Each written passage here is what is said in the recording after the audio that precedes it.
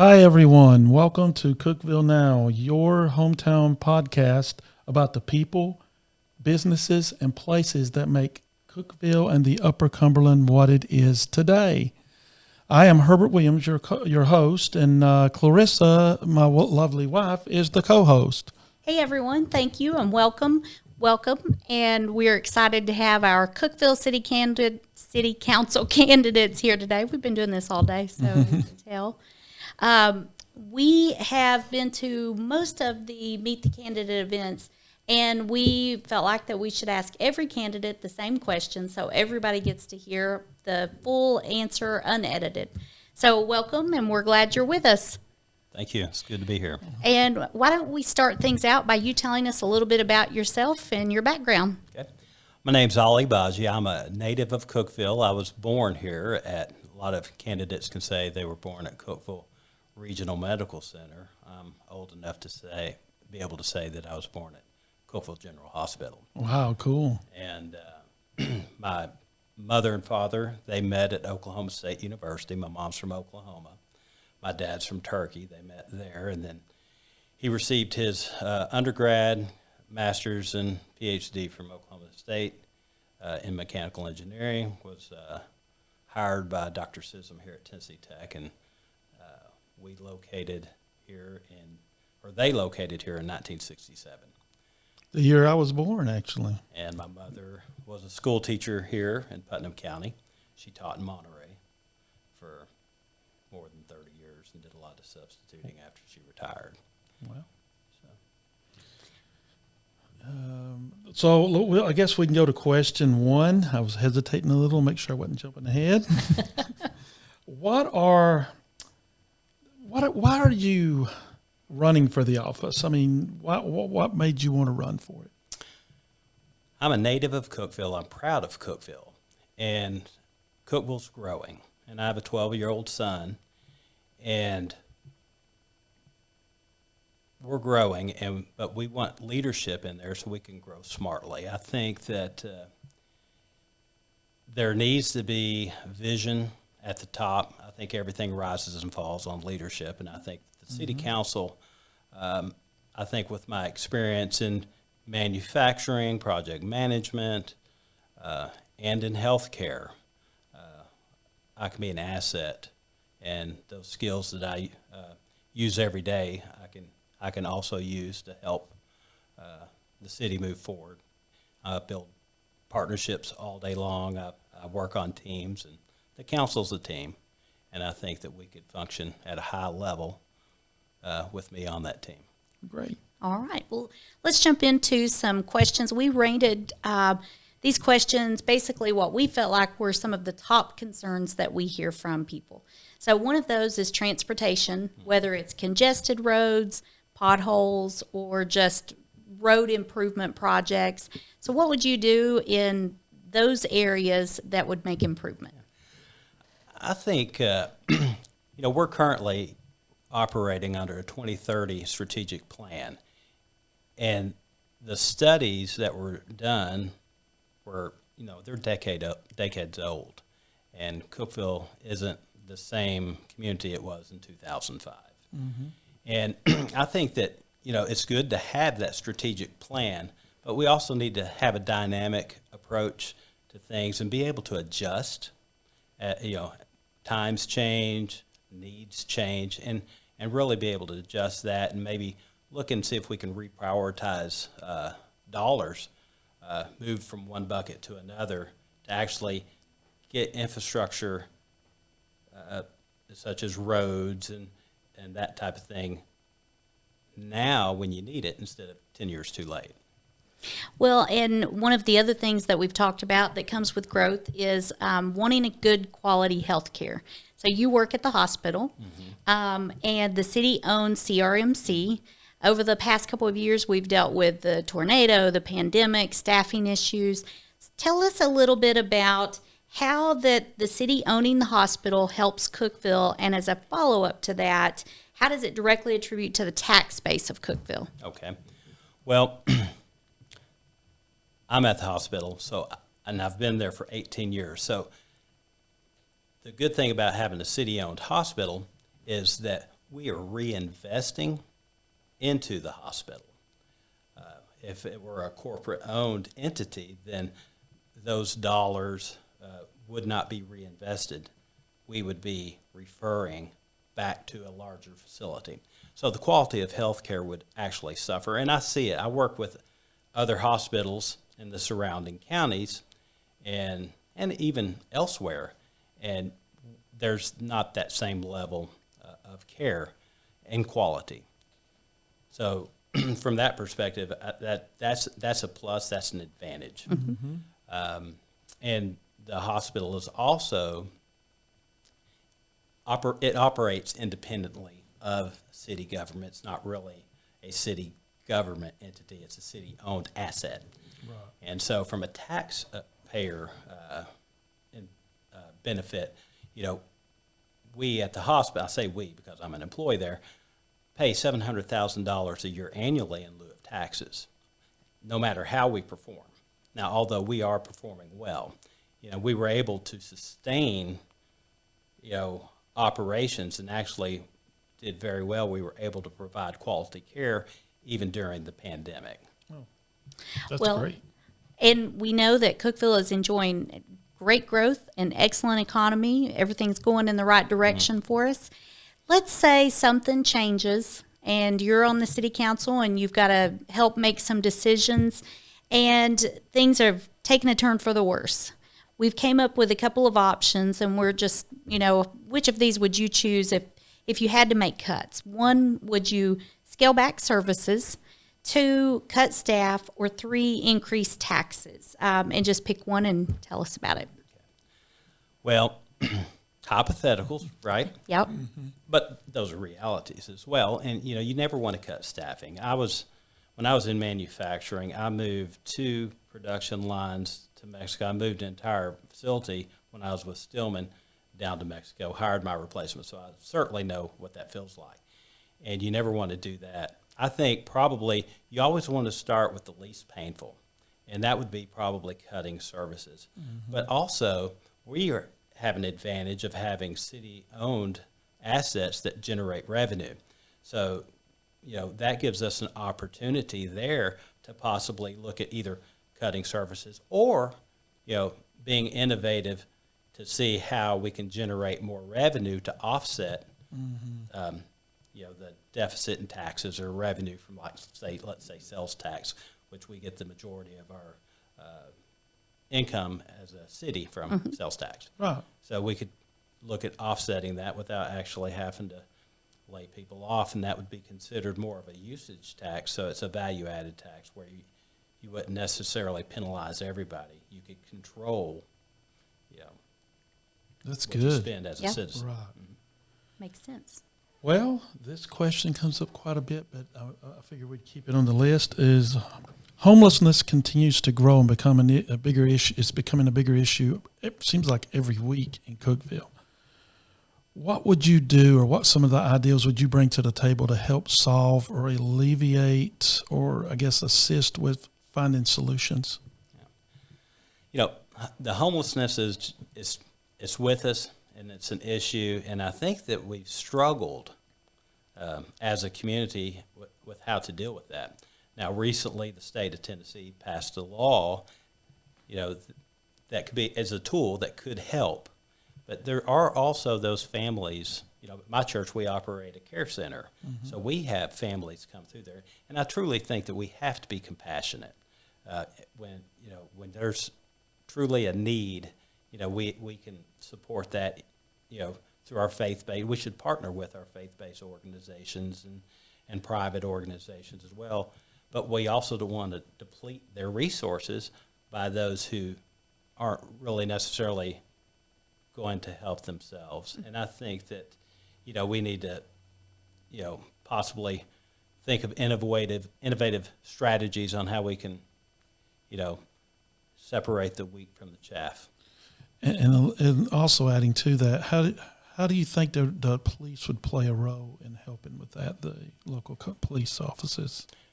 Well, I think step number one is, we have ordinance on the books. We've got, I think we should probably take a look at saying, hey, are we enforcing these? Right. And if not, Right. what are the obstacles in our way? And really work with the agencies as well. Okay. Well, let's talk about the infrastructure and growth. Mm-hmm. So we continue to have great growth. Everybody's excited about the opportunities, but we also know some people have voiced concerns about how fast everything's growing. So tell us how we can continue to grow strategically, but also kind of, I hate to use the word control the growth, but how can we make sure that we don't lose our small town charm? Like manage it. Yeah. Well, I think we've got so many assets here in Cookeville, from the environmental assets that we have, the hiking, the natural assets that we have, but we also have STEM assets that are being produced at Tennessee Tech. And we invest in those students. We invest in our children. We instill our values into them, and they are the identity of Cookeville. So we have to be able to partner with the chamber and make sure that we have a business-friendly environment that attracts businesses into our community that can provide high-quality, high-paying jobs. So our children, who are our identity, stay in the area, and they're able to be employed and invest in the community, buy homes, and we just continue to grow. And then they, and our STEM talent stays here as well, because most people that come through Tech love Cookeville as well. Right. So we don't want to train them up, have them become part of our community, and then send them off. Right. We would like for them to stay. Well, when we started this company about 7 or 8 years ago, we started it with the basis that we wanted to be a Christian-based, Christian principles company first. So we've done that with our marketing agency. We've done that with newspapers that we own, just a variety of things.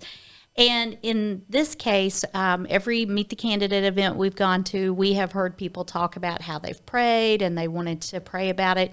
And as a Christian, I have often said one of the things that drives me crazy is when people use the word Christian whenever that Only it's in the convenience. moment. Yeah. But as a fourth-generation Baptist preacher's daughter and person who wants to hear everybody, but I have friends that are atheists, agnostic, we agree to disagree. In this case, it's important for us to know, where do you stand with your faith and what's it rooted in? That right there is a question I love to answer. We all have a testimony, and most important to me is pleasing God. Right. I represent my Lord and Savior Jesus Christ. I too am a Baptist as well. I'm a member of Stephen Street Baptist Church. I'm actively involved there. I sing in the choir, do praise team and the worship ministry, help with the youth, youth counselor when we go on camps, and we also helped with the kids, but also helped teach in the youth department as well. So it's very important. And at the end of the day, we're accountable to Him and no one else. Exactly. That's right. Exactly. We love the area here. We think that you have so many good churches to pick from. We love going to Washington Avenue Baptist Church. We'll give them a little shout out. Yeah. But we are going to take a short break, and we'll be right back. We put your company in front of the right audience. Our services include website creation, search engine optimization, search engine management, social media management, geofencing, video production, podcasts, and more. We can help you get found easy and affordable.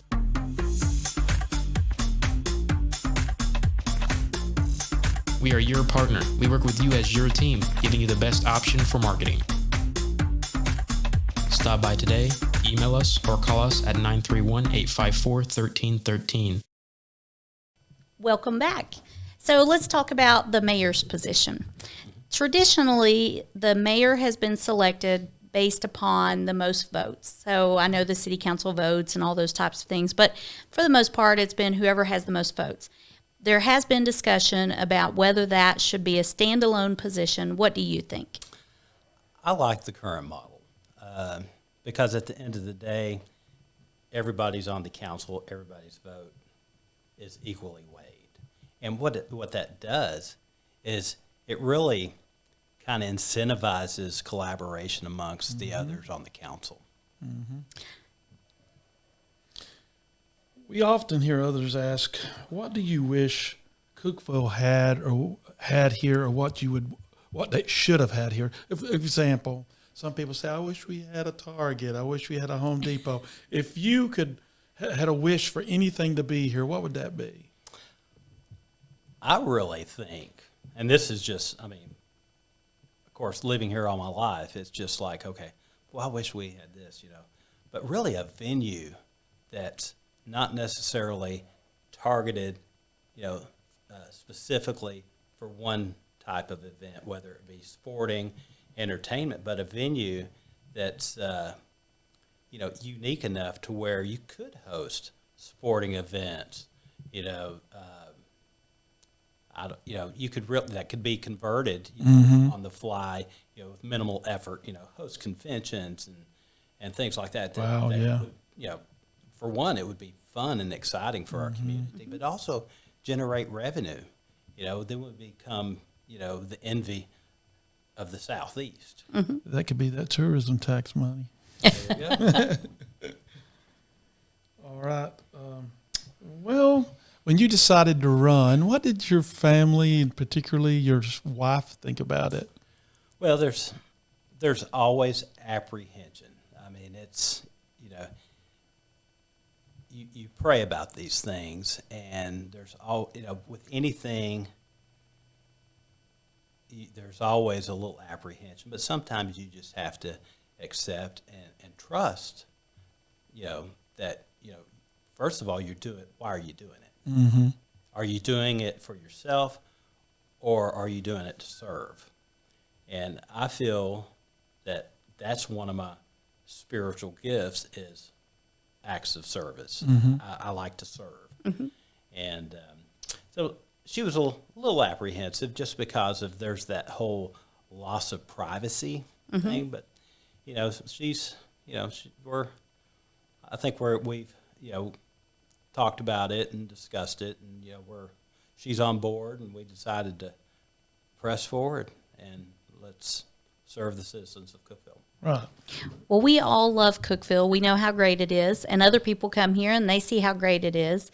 When you think of Cookeville and you think of one of your favorite places, everybody knows that I love coffee, and I love going to Broast and getting Happy Camper coffee. Hint, hint, we need some more. But whenever you think about places, things, destinations, events, there are always things that come to mind for certain people of what Cookeville represents. What would that be for you? If you can't tell, I love my ice cream. And probably one of my favorite things to do is after we go out to eat is to head over to Cream City, get an ice cream cone, and just kind of stroll around, look at the trains, and just kind of walk around the depot and enjoy the historic downtown. Right. It's just peaceful. And Right. I like it. There's not a whole We lot have a of great traffic. downtown. Yes, we do. We sure do. And I said Broast. I should have said Vertical. Well, Yeah, but it's still my bright. wife loves it when I come home with my 5-pound bag of vertical TriStar. But our dog likes going to all the coffee shops. Yeah, he likes to be getting all the attention. So, if there was something that you had wished during one of these candidate forums, a question somebody would have asked, is there a question you wish they would have asked you that you could elaborate it on that was important to you? Well, I think a question that I always like to be asked is when someone, and you asked it, is when someone asks me about my faith. I think we're commanded to share our faith. And I think those are opportunities, those are doors. And I don't think that those are asked by accident. I think those are opportunity for us to share our faith, share our testimony. We all have a testimony. All of us believers have a day, a moment where we receive Jesus as our Lord and Savior. And that's just awesome opportunity. Oh, yeah. I agree. Already, great news. I'm going to ask a question we didn't talk about. We had given all of the candidates the questions in advance just so that everybody could come in with an idea of what we were going to ask, just to make it fair for everyone, which most of these questions you guys have been asked ad nauseum probably. But from a voter perspective, I would say voter turnout in Putnam County is extremely low. And personally, I feel like our country is moving in the wrong direction. Everything is just not going great. And I think that one of the ways we impact that is with our vote. So what would you say to encourage people to get out and vote? You know, I was actually knocking on doors this afternoon and came up to a door, and they said, well, we'll try to make it. And I think that with everything that's going on, it's the opportunity that we have as citizens of the United States, the greatest nation in the world. I served. I'm a Desert Storm veteran, so I've seen countries that have been dilapidated and just a mess, and we really have the best system of government. And I think just take the opportunity. It's a privilege to get out and vote. And it's an opportunity to let your voice be heard, especially in local elections. I mean, it's okay. It's numbers. Yes. There have been elections where they were won and lost by one vote. Yes. Wow. Every vote matters locally. Every vote. Yes, especially so. So if you were to think back to the younger Ollie and you said, this is the advice I would give to you, what would it be? Trust the Lord more, trust Ollie less. That's good advice. I like that. What else would you like to share about yourself? Maybe that you want everybody to know that makes you maybe different or stand out or something you're proud of? Well, I've been a part of several different projects. I mean, in my more than 30 years experience, and probably there's a lot of things I'm proud. I think one thing that I'm most proud of is my military service, and I think I like to serve, and having the opportunity to serve my nation is probably the pinnacle of service. Yeah. And so I think that having worked in different environments, manufacturing, I'm a network engineer. I'm Microsoft certified. I've held Cisco certifications. I've done network infrastructure, strategic planning. I'm on the IS steering committee at Cookeville Regional, so any kind of software that comes through the hospital, we have to approve it to make sure that it is going to meet the pillars of care, that we meet the vision of the hospital, and also that it truly does what it says it's going to do. And so being able to contribute that way, we've done several different projects. For example, we started our stroke program. I was highly involved in that because we utilized in-house neurology. We use teleneurology, and we have to make sure that we get those images to Vanderbilt as quickly as possible. And so being able to establish those connections and work with Vanderbilt, work with a large team from multiple functional areas to make that a success. Well, I'm going to ask you a few last questions here. So we work with a lot of young people, a lot of Gen Z, some millennials, but we asked them, if you could ask the city council candidates a question, what would it be? So I've got a couple of questions for you. Okay. The first one is, if you were going out to eat, or you were getting ready to eat dinner, would you go out to eat, or would you want to eat at home? I'm a cook, and so I'm social as well. I like to go out to eat, but I also like to cook. So a lot of times I enjoy the prep time because it's the prep time when you can talk and that kind of thing. What types of things do you cook?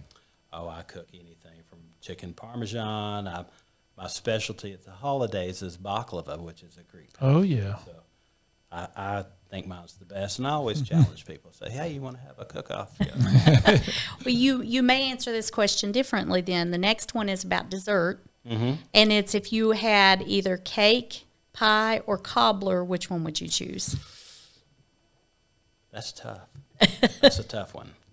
I kind of like really anything with ice cream on it, so it would have to be cobbler. Okay. That's about what most of them have said today. And there was one other one that they asked. Do you remember what it was? Yeah. Okay. The last question, are you a gamer? Only when my son gets bored and says, hey, come up here. No, I'm not a gamer. I probably, but I do like to play, and I do like to win, and I'll go up there, and because I'm an IT guy. Yeah. So most IT guys, dabble in that. And the gaming. I remember my brother and I, at the time I lived in Lebanon. I was working at Bosch Automotive in Hendersonville.